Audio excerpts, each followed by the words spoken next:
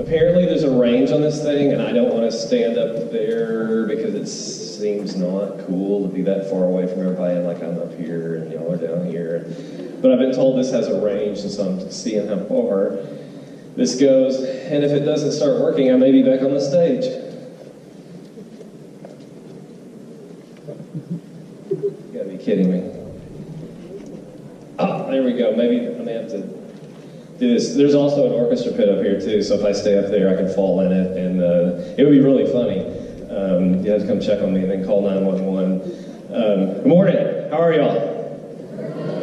All right, these are my people. I'm an early morning person. I know that every teenager just loves being up at 8 o'clock in the morning.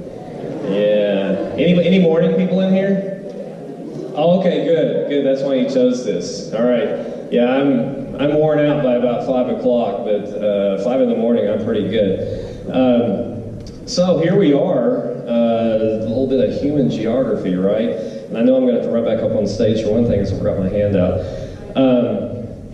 You probably got a lot of questions. Now, last year we did this right before the exam. This year, you still got several weeks before the exam starts. So I'm going to be focusing on the exam this morning, and I am as you can hopefully tell, I really like what I do. I love working with kids. I love AP Human Geography. It's the coolest course in the world. Who thinks it's the coolest course in the world they've had so far? Yeah, a couple of honest people. The rest of you are thinking it, but you just don't want to participate. I get it. I like human geography because it's usable. Even as y'all are ninth graders, right? Even as a ninth grader, you can walk in a classroom and you can see how you can use this class. Sometimes in some of our other classes, even social sciences classes that I love, like government, history, and all that kind of stuff, it's a little later before you realize how you can use this stuff and how it fits all together. But human geography is something you can see right away. You can kind of go outside. You don't even have to go outside. You can look at each other and go, oh, okay, I see how this works. Okay, so I love this course, and I'm glad that you guys are taking it, and there's such big numbers of students that we're going to be doing this again a couple of times. We're going to look at if you will turn in your handouts that I didn't bring up here that I'm going to have to go get right quick, because I don't remember what page it's on. We're only going to be using a part of that, and they printed a couple of pages that you don't need because my documents, I didn't tell them they shouldn't have printed, because I keep an old version of stuff down below, so please disregard all of that. So we're going to mainly be using pages 10 and 11, and yeah, basically from page 10 on, that's kind of what we're going to be using this morning. The rest of it is stuff we can, we'll definitely use, but it won't be, we won't use it near as much today. So, when we're talking about multiple choice items, y'all take multiple choice in all your classes, and they're different. Your class multiple choices a lot of times are going to be different than what you're going to see on the AP exams. Anybody know why? Why are they different? How are they different? From a question like I write for my students to a question that's on the AP Human Geography exam or on the SAT or the ACT. What's the difference?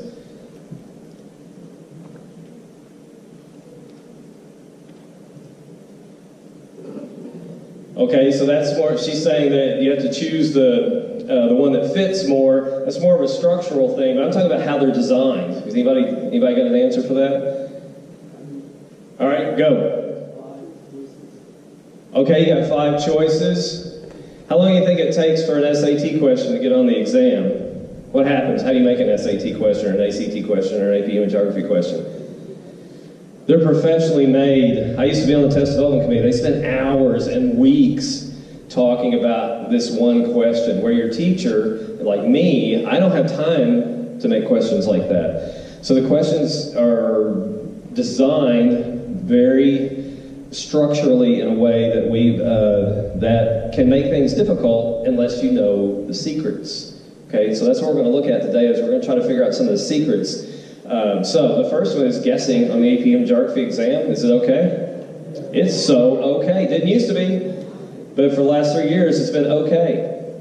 We didn't do that. Well, we won't get into all that because I don't want to confuse you. Guess, but don't just guess, right? What do you do with your guessing? Wait till the end. Wait till the end. No, I mean wait till the end of the test. Skip them. Come back to them. And then make those the ones you're going to guess on. Because you're going to make an educated guess. We'll talk a little bit more about that. All right. This is really weird. But it won't go any further than that. So, we already know that. We're no longer penalized for guessing. I guess I'm going to have to go up on stage. Because this is going to be too awkward, isn't it?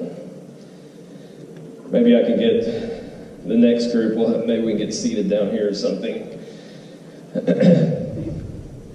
So, on the AP exam, multiple choice questions, there's different kinds.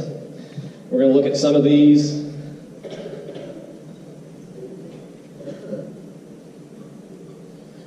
All right, there we go. You really have to be within a few feet of this thing. Always use the process of elimination. We know what that looks like, right? We find one. This is common sense. You're going, why'd you bring this guy in to tell me this stuff? All right, we're going to get to some of the structural stuff as we go along. But process of elimination really works. Get rid of the stupid answers, ones that don't seem to fit. Keep those 3 because all you're doing, it's just percentages. Do you want a 20% chance of getting it right, or do you want a 33% chance? You want a 50% chance of getting it right. So the process of elimination is if you can get rid of 2 or 3 answers. If you get rid of 3, you're down to 50-50. I like those odds a lot better than 20%. This is really, really important, guys. The AP Human Geography exam is scored, not graded. Can anybody tell me the difference in that? I'm going to take that as a resounding no. All right? Teachers in class, like in my class, I grade their exams. That's because I know what I've taught. I know you. I know the student. I know their capabilities. I know how many days they were absent this unit. And so I can make some adjustments in my grading based on those things that I know about you. On the AP Human Geography exam, or the AP World History, or AP anything you're ever going to take, it is a standardized exam, and so they don't know anything about you. So all it's doing is going through a machine for the multiple choice part, and then the FRQs will be scored by high school teachers and professors, and then those go into a machine. Their answers that they give you go into a machine.